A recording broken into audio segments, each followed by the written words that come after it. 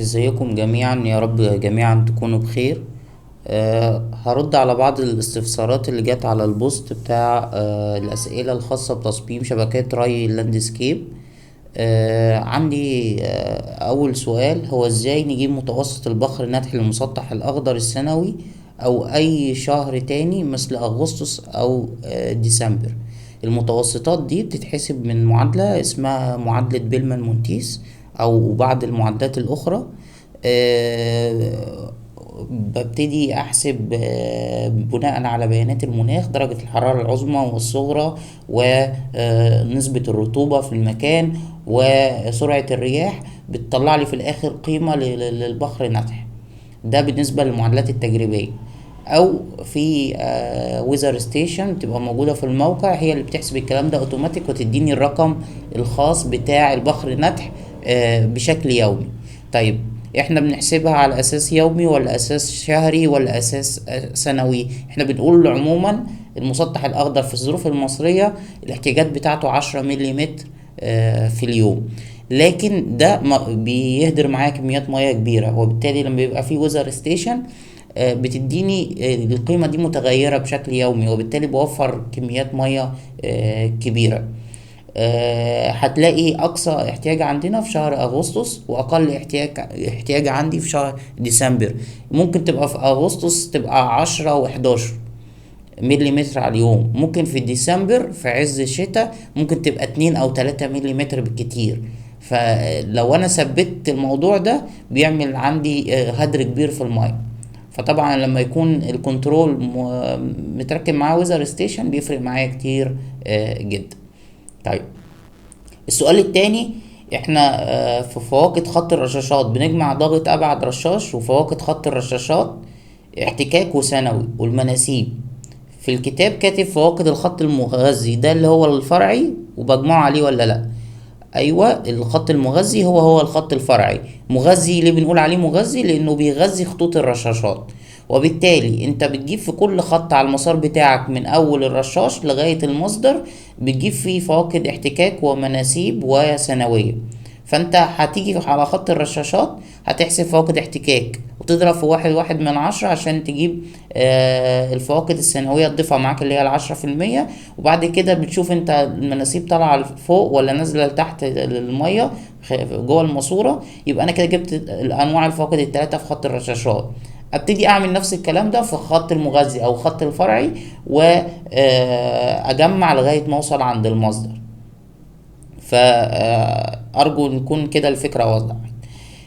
بالنسبة للسؤال، وحدة التصرف في قانون القدرة اللي بضرب في الماء المقام في 270 متر مكعب على الساعة ولا لكل ثانية؟ لا، هي متر مكعب على الساعة. والقانون عندي بيقول ايه؟ ان القدرة بالحصان بتساوي معدل التصرف الكيو بالمتر مكعب على الساعة مضروبا في التي دي اتش او التوتال دايناميك هيد او الضغط الكلي بالمتر على 270 على الكفاءة. يعني المقام فيه كفاءة وفيه 270. ده كده القدرة هتطلع معايا بالحصان. لكن ابدا القانون ما فيهوش نقسم على متر مكعب على الثانية بدلا من متر مكعب على الساعة. تمام، فخدوا بالكم من الحتة دي. طيب، حساب تكلفة المواسير وازاي اجيب وزنها من الطول والقطر. عموما يا امل احنا بنجيب تكلفة المواسير، سعر المواسير بيتغير بشكل يومي. انا بعرف معلومة مهمة وبناء عليه بحسب سعر الماسورة. سعر المواسير الطن النهاردة كام؟ فمثلا لو الطن عامل 30,000 جنيه، طيب يبقى الكيلو الواحد عامل كام؟ يبقى الكيلو الواحد عامل 30 جنيه. قسمت على ايه؟ قسمت على 1000. الطن 1000 كيلو، يبقى الكيلو الواحد عامل 30 جنيه مثلا. يبقى 30 جنيه على الكيلو جرام. طيب انا عايز اجيب سعر المتر، يعني عايز الوحدة عندي تبقى جنيه على المتر. فهضطر ان انا اضرب الجنيه على الكيلو جرام اللي هو 30 جنيه على الكيلو جرام دي في كيلو جرام على المتر. طب كيلو جرام على المتر دي عبارة عن ايه؟ قيمة بنطلعها من الكتالوج بتاع الماسورة. كل ماسورة عند ضغط تشغيل معين ليها سمك معين، والمتر الطولي بتاعها ليه وزن معين. مثلا ماسورة 32 ملي، وزن المتر منها ربع كيلو مثلا يعني، فالمتر عامل ربع كيلو، يعني ربع متر على الكيلو جرام، لما اضربها في 30 جنيه على الكيلو جرام، اضرب الوحدتين دول كده في بعض هتلاقي طلعت معانا الوحدة النهائية جنيه على المتر. يبقى 30 في ربع يبقى ب7.5 جنيه لكل متر. حاولي كده تكتبي القوانين وظبطي وحداتك، هتلاقي نفسك بتحلي المسألة من غير ما تفهمي، من غير ما تعملي القانون اصلا يعني. طيب، اول حاجة ربنا يبارك لحضرتك عشان كنت معانا خطوة بخطوة. يعني اشكرك شكرا، او اشكرك شكرا جزيلا على الكلام الحلو ده. عندي سؤالين. السؤال الاول، هي البيانات اللي لازم تكون متوفرة معايا لتنفيذ الشبكة هي الاحتياطات اللي باخدها معايا في الاعتبار عند التخطيط والتنفيذ؟ اه طبعا هي. انا دلوقتي نازل هعمل عملية معاينة، هي دي بقى الاحتياطات اللي انا بفكر فيها. انا عايز مجموعة من المعلومات عشان ابتدي اخطط. زي ايه؟ عايز اعرف المساحة، عايز اعرف الابعاد، عايز اعرف معلومات عن مصدر المية، عايز اعرف معلومات عن مصدر الكهرباء او الطاقة، عايز اعرف تفاصيل المزروعات، عايز اعرف نوع التربة. كل دي هي الاحتياطات. فالفيديو الاول اللي كان في السلسلة هو بيتكلم عن الاحتياطات بس بطريقة مختلفة شوية عن الموجودة عندكم في الكتاب. طيب، في مسائل الانتظامية لما يقول لي اكتب خطوات تحسين الانتظامية، الخطوات بتاعة التحسين في الرش والتنقيط بتبقى هي ولا لا؟ وممكن حضرتك تأكد علينا عشان عايز اعرف انا صح ولا لا. اللي هو بعالج الضغط الواصل للرشاش عشان الانتظامية بتاعتي تعلى معايا وكده. طيب، لما بيكون عندي شبكة ري بالرش عشان احسن الانتظامية لازم احافظ على نسبة تداخل 100%. لازم التزم بان الماسورة بتاعتي بتشيل تصرف 3 متر مكعب، ما احملهاش اكتر من طاقتها. لازم يبقى عندي واخد بالي من الضغوط وفواقد الضغوط، واخد بالي من فروق المناسيب. الكلام ده لو انا ما التزمتش بيه هلاقي الانتظاميه بتاعتي ايه؟ وقعت. في هوا في المكان ولا مفيش؟ ايه ظروف الطقس؟ طب بروي في عز الشمس ولا بروي في الصبح بدري او اخر النهار؟ كل ده بيحسن معايا موضوع الانتظاميه. لو انا بروي وفي شويه هوا زياده هيضيعوا لي الانتظاميه، اصلا كميه الميه مش هتنزل على المسطح، معظمها هيروح على الايه؟ الهارد سكيب. خلاص. طب في التنقيط نفس الكلام. المواصفات اللي كنا قلناها في الفيديو بتاع مواصفات شبكة الري الموضعي، فيديو رقم 10، قلنا الخرطوم ما يزيدش عن 50 متر. لو زاد عن 50 متر انتظامية التوزيع هتضيع. المخرج الواحد ما يطلعش منه اكتر من 500 لتر على الساعة، لو زاد عن كده الانتظامية هتضيع. الفواقد، حسابات الفواقد، وهل الضغط عند المصدر مناسب مع الضغط اللي انا محتاجه للتنقيط ولا لا؟ كميات المية اللي خارجة تناسب التصرف بتاع المصدر ولا لا؟ فده كده الرد بتاع الانتظامية، سواء في شبكة الري بالرش او الري الموضعي. كله كلام لو انت فاهمه هتقدر تتكلم فيه. طيب، ندى بتقول لما احسب الفواقد هتفرق اني اجمع المناسيب ولا اضرب الفواقد السنوية الاول فتفرق في الاشارة؟ طيب، مش هتفرق معايا، اصل في الاخر انا بجمع كله في الاخر. اضرب الفواقد السنوية في فواقد الاحتكاك بنسبة 10%، يعني اضرب في 1/1 في الاخر كأني بقول فواقد احتكاك زائد فواقد مناسيب زائد فواقد سنوية. فينفع هتفرق لو قلت فواقد سنوية زائد احتكاك زائد مناسيب؟ عكست. في الاخر كل واحد، المهم حساباتك تبقى مظبوطة وما تتلخبطيش، اعرفي انت بتعملي ايه بالظبط. طيب دكتور، بعد اذن حضرتك، في حساب الهيدروليك كالكوليشن شيت لما باجي احسب الضغط عند كل خط بجمع دايما الضغط عند اخر خط على فرق المناسيب، ولا في حالات ممكن اطرح؟ لو انا عندي المية متجهة من اعلى الى اسفل بطرح. ليه؟ انا الضغط اللي انا عايزه اول الخط هيبقى زيادة ولا اقل؟ لما تكون المية نازلة لتحت يبقى الضغط اول الخط انا عايزه قليل اصلا، لانه هيكتسب طاقة وبالتالي بطرح. المية وهي نازلة لتحت بتكسب طاقة بالجاذبية وبالتالي هطرح. طيب المية بتتحرك من اسفل لاعلى، هتبذل مجهود علشان تقاوم الجاذبية، وبالتالي عايز الضغط عند اول الخط يبقى اعلى، يبقى هجمع. لازم تاخدوا بالكم من الحتة دي جدا. طيب فاطمة بتقول ازاي اعمل جدولة الري. جدولة الري عشان اعملها لازم اوزع رشاشاتي، لازم اعمل توتال فلو، لازم احسب زمن الري، لازم اعرف عدد المحابس، وبناء على كل التوليفة دي ابتدي اشوف تفاعل كل العناصر دي مع بعضها هتطلع لي ايه. انا مرتبط بعدد ساعات تشغيل معينة ولا لا؟ المفروض اروي الصبح بس ولا اروي في الظهر ولا اروي اخر النهار؟ دي كلها اعتبارات تأثر معايا على جدولة الري. طيب براعي ايه وانا بعمل جدولة الري؟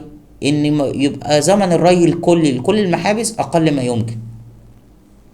القطر بتاع الخط الرئيسي يكون قطر اقتصادي. يعني ايه قطر اقتصادي؟ يعني يشيل اقل كمية مياه ممكنة ويحقق لي اقل زمن ممكن. ممكن اجي على حاجة مع حاجة على حساب حاجة تانية، ده وارد جدا، لكن لازم ابقى عارف اني عشان اعمل جدولة الري يبقى هدفي قطر اقتصادي، وهدفي ان انا اقلل زمن الري، وهدفي ان انا اقلل تكاليف التشغيل، وهدفي لو انا عندي كنترول غير لما اكون انا بعتمد على عمالة في التشغيل. كنترول ممكن يبقى في محابس بعيدة عن بعضها بتشتغل لوحدها اوتوماتيك وهكذا، لكن عمالة وعدد عمالة قليل مش هينفع ان انا اخلي العامل يروح يمين وشمال ويتحرك ما بين مسافات وكده، فهتفرق معايا في جدولة الري. في اعتبارات كتيرة بتأثر على جدولة الري، فانتي المعطيات بتاعتك بتقول عايزة ايه بالظبط وايه المتوفر عندك، وبناء عليه ابتدي اقول جدولة الري تبقى عاملة ازاي. طبعا فريد عايز الامتحان. ان شاء الله الامتحان لما تدخل اللجنة بكرة ان شاء الله هتستلم امتحان زيك زي زمايلك ان شاء الله، ويا رب تحل وتقول يا ريتني ما طلبت الامتحان بعد كده. طيب سؤال تاني، متوسط البخر الناتح في الشهر ومتوسط البخر الناتح للمسطحات الخضراء السنوي. قلنا متوسط السنوي او المطلق قلنا 10، بس ده ما بيعمل هدر للمية، 10 مليمتر على اليوم. لكن متوسط الشهري بيبقى متغير شوية، كل شهر ليه قيمة معينة، والقيمة بتاعتي بتبقى ما بتزيدش عن 10 او 11 مليمتر، وبتبقى اقل حاجة ممكن نفرضها هي 7. لكن لو انا عندي ويزر ستيشن ممكن الاقي نفسي ايام بروي 2 مليمتر وايام بروي 3 مليمتر. هي الفكرة انت هتستخدمي او هتستخدمي اي كنترول، هتديري هتعملي ادارة مياه ازاي. تمام. طيب عايزين نشوف كده لو في كومنتات تانية. عند قياس تصرف في خط الري وكان 16 جالون بير مينت، فيكون بالوحدات المترية متر مكعب على الساعة. هنا عندي تحويلتين، من جالون لمتر مكعب، ومن من مينت دقيقة لساعة. خلاص. طيب الجالون فيه كام لتر؟ الجالون فيه 3.78 لتر.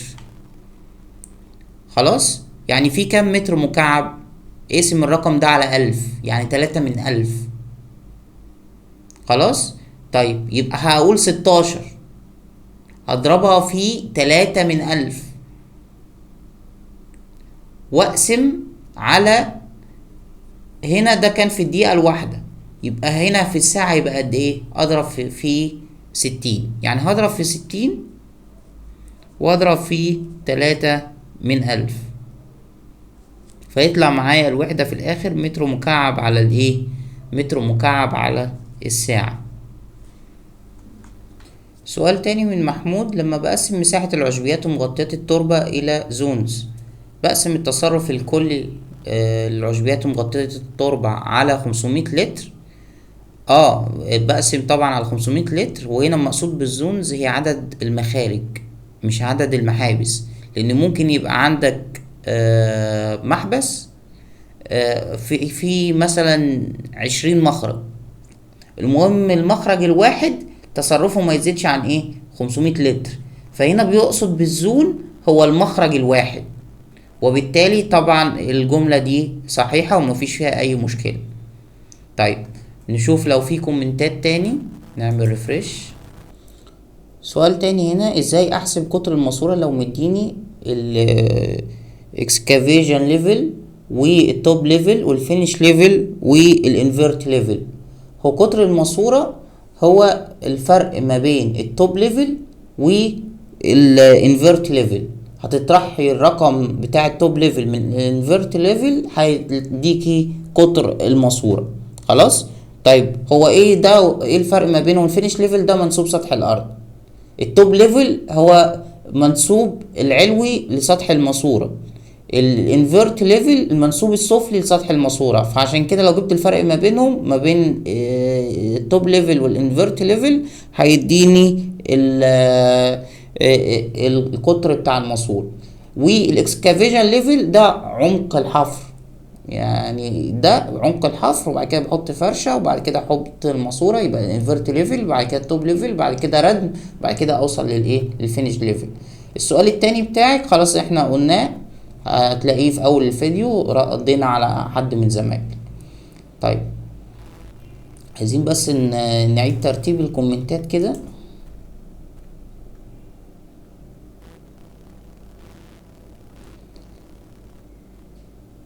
طيب باشمهندس، هو سؤال الكيو اتش كيرف بيتحل ازاي؟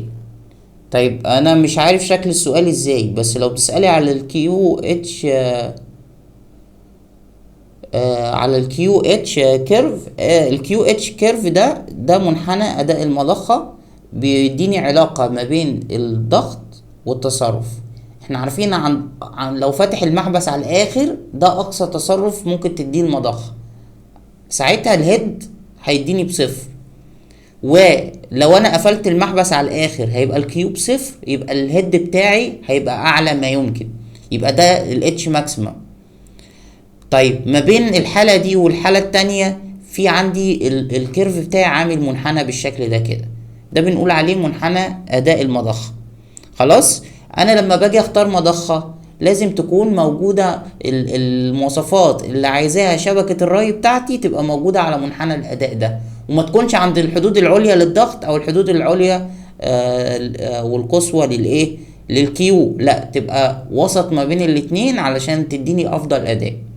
خلاص. انا مش عارف شكل السؤال ممكن يجي لكن لو عندك شكل السؤال ممكن تبعتني. طيب لوحة الكنترول فيها بروجرامز، وكل واحد بيكون فيه مجموعة محابس. هل انا ينفع اشغل كذا محبس على نفس البرنامج؟ يعني مثلا لو عندي برنامج A وفيه 4 محابس، هل ممكن اشغل محبسين في البرنامج ده مع محبسين من برنامج تاني، ولا لازم محبس من كل برنامج؟ اسف على الاطالة. لوحة الكنترول فيها بروجرام A و B و C. لو انا عايز اشغل محبسين في نفس الوقت هخلي كل محبس على بروجرام مختلف، ينفع يشتغلوا مع بعض مفيش مشكلة. لكن لو عايز اشغل المحبس اكتر من مرة في اليوم يبقى احطه على كذا بروجرام، يعني يشتغل 6 الصبح على بروجرام A، يشتغل الساعة 1 الظهر على بروجرام B، يشتغل 3 العصر على بروجرام C. خلاص. اتمنى اكون فهمت السؤال، يعني لو في حاجة برضو وضح لي. طيب هل في اسئلة جديدة؟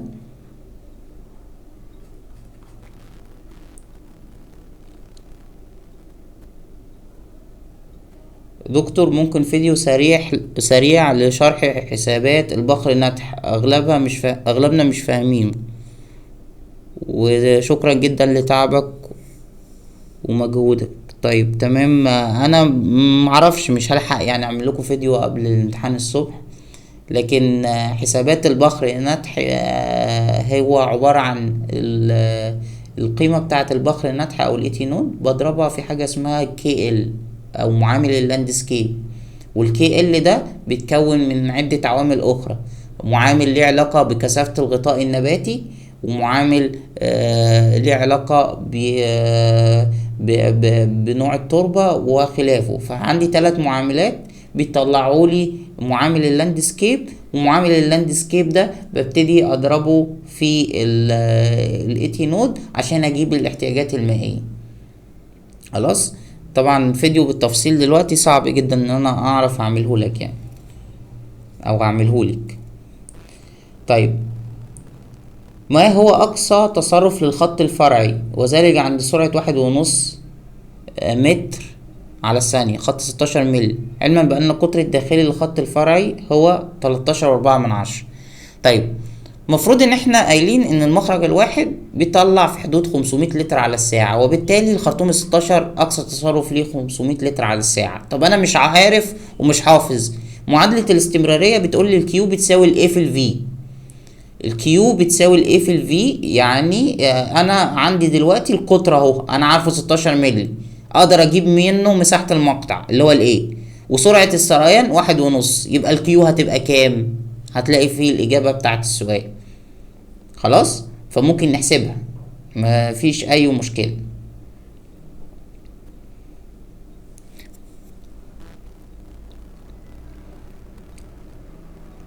طيب يا دكتور، عايزين حتى نعرف شكل الامتحان، ابسط حقوق العباد. طيب، مين اللي باعد؟ واحد اسمه سيد.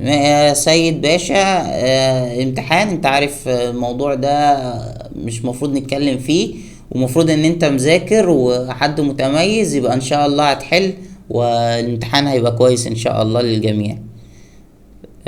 ما تشغلش بالك بشكل الاسئلة، اشغل بالك انت فاهم ولا مش فاهم. لو فاهم يبقى هيبقى الامتحان سهل، لو مش فاهم يبقى بقى ربنا يعدي عليك الساعتين بتوع الامتحان دول على خير. سؤال جديد: عند قياس ضغط في بداية الخط الرئيسي لشبكة ري مسطحات وكان 10 بي اس اي، فيكون بالوحدات المترية كام بار؟ اعرف او اعرفي ان الواحد بار في حوالي 14.5 بي اس اي. خلاص، فيبقى 10 بي اس اي فيهم كام بار؟ يبقى هقسم 10 على 14 وشوية، يبقى هعرف عندي كام بار. طيب كده تقريبا جاوبنا على معظم الأسئلة اللي انتوا بعتوها. بتمنى لكم التوفيق ان شاء الله، ويا رب بكرة اسمع ان انتوا حليتوا كويس، وربنا ييسر لكم الحال ان شاء الله. بشكركم شكرا جزيلا.